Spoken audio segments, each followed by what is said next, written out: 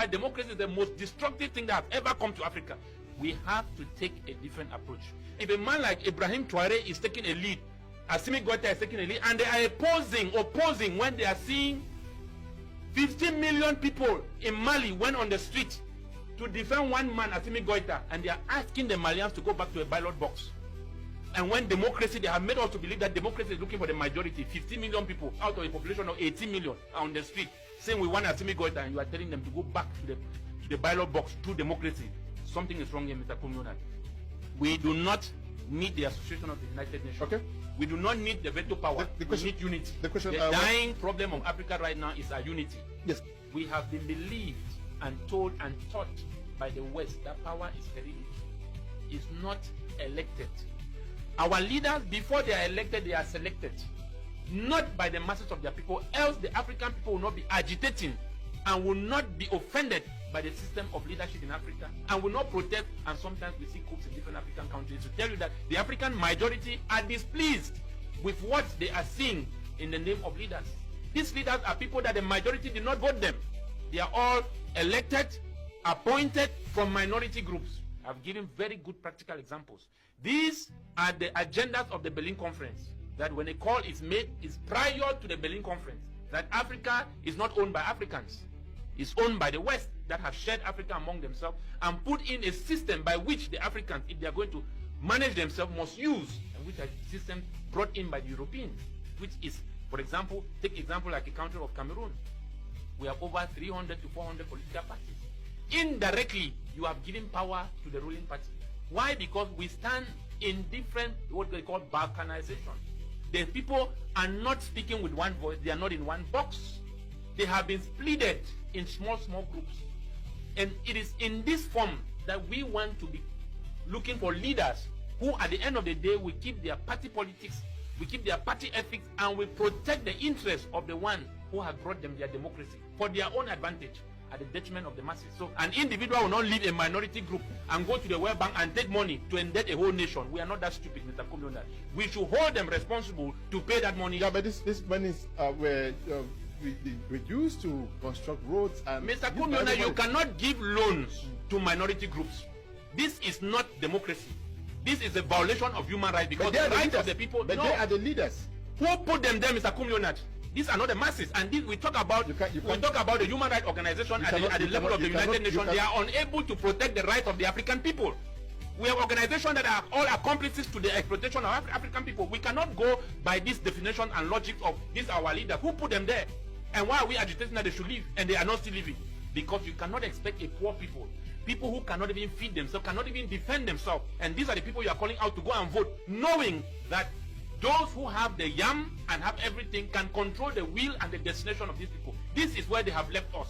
That we should practice democracy. At the time they brought in America, they have built an empire, built a legacy, built an economy. We are underdeveloped. We are living in poverty. And you bring us the same democracy is to kill the African people. And the approach we need to take, Mr. Kumyonat, is that we want our social development, economic development to be based on our human resources through our unity. With the African Americans that are in Africa, we should be able to build alliances, means by which we are able to educate ourselves, come together in order for us to build an Africa for Africans. He's keeping America for Americans. Let us keep Africa for Africans. So they should not by any means, by any system, control Africa or intrude in Africa. That's not democracy. That's an abuse of human rights. So we should be able to define and charter our own course, because we have our own founding fathers. We have blueprints. We have a history. Breaking news here. Oh my goodness. Okay. Donald Trump was really furious. He blows hurt on Africa. He blows hurt on Africa, and especially Nigeria, Ethiopia, and Kenya. These three countries, they receive the most. He is so mad. It's like after 60 years of independence, after 50 years of independence or 30 years of independence, why is it that these three countries cannot build an institution that their citizens will be able to go to school? Why is it that every single year thousands of students are submitting application to come to the United States? And out of these thousands of people that are submitting application to come to the United States, they don't even know. So we don't even know who among them is actually going to the school. So why is it that Africa will always want to come to the United States? Why can't you build an institution for yourself? We have smart Africans all over the world, but why can't Africa devise a way to set up a system, to build a system for themselves? Donald Trump meant business. About a week ago, he did something, put a ban on students coming to Harvard University. Even though there is illegal ground that they keep saying is illegal, it's illegal. Even this one currently, they keep saying it's illegal.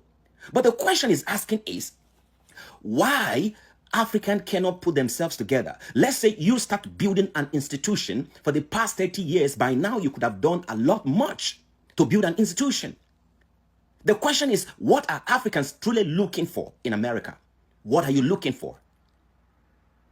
Every single year, there is thousands of applications being submitted, visa being denied. 74% to 80% of the denied visa is from either Nigeria, Ethiopia, and Kenya. Young people that are supposed to be in their country, go to school, work and develop their country, they are running away from Africa and they are pouring themselves in America. And this is what Donald Trump has to say. If you don't want to always be in a fix whenever I pick up my pen, every stroke of my pen will put Africa in a fixed situation. If you don't want to be under this pen, you have to fix your continent. You have to fix your country. Do you agree with that stand? You know, to some people, they may hate Donald Trump for what he's doing. To some other folks, they may say, oh, why is Donald Trump always against Africa? Listen, I don't think so. That is not the way I think. I think it's high time Africa leaders truly have a clear path to what they want to accomplish in Africa. One purpose, one vision will set Africa free. We need to actually declare our path, straighten our path. This is what we want to accomplish, so that we are not going to be under anybody's pen all the time, trying to know how they are doing their executive order. It's like this democracy in Africa is not really working. Because there's too much of blame game, of politics being played around. And that is what is happening right now. A visa ban globally. But the most affected country are Nigeria, Kenya, and Ethiopia.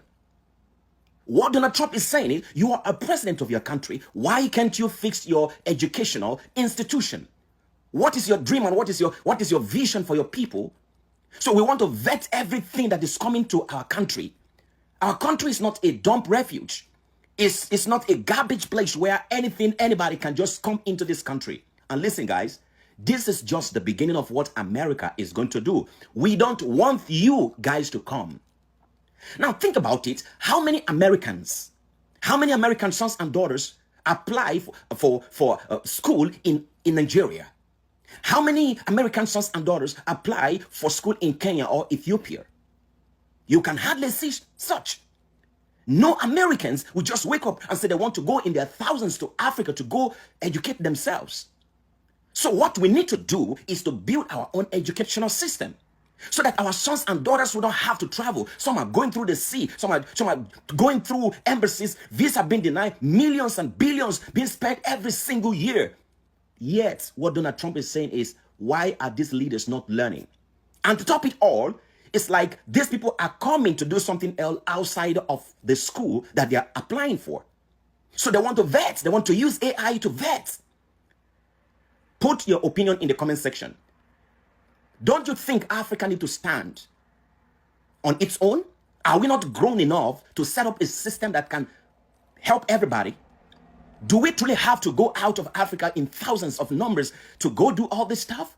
So that every single news is like, oh, Africa here, Africa there, Nigerians there, Nigeria there, Ethiopia there, Kenyan there, Ugandan there. Are we not tired of all this stuff? The other day, they put a ban on the number of countries in Africa. Don't come again. It's a red zone. It's a this. Aren't we tired of all this stuff? It is time for us to fix our continents. It is time for us to fix ourselves. It is time for us to hold ourselves accountable for what we want Africa to actually become. It is time for us to show the path for the younger generation, to say, hey, this is what we can do. Listen, it is time for us to sit up and get things right. I don't blame America at all. I don't blame Donald Trump at all. He has to do what he has to do to protect his people and his country. We have to do the same. Africa, it's time to rise. I want you to follow this. I want you to share this. If you believe in the vision for Africa to rise to another dimension, to build our own institution so that we don't have to be all over the world, I think we can do something that other people come to Africa, not us keep going out every single day and we keep having this embarrassment all over the place. Enough is enough. Enough is enough. It is high time we do our own thing in our own way so that we are not going to be under the pen of anybody on the planet Earth. Enough is enough. Africa, arise. Let us build and do something.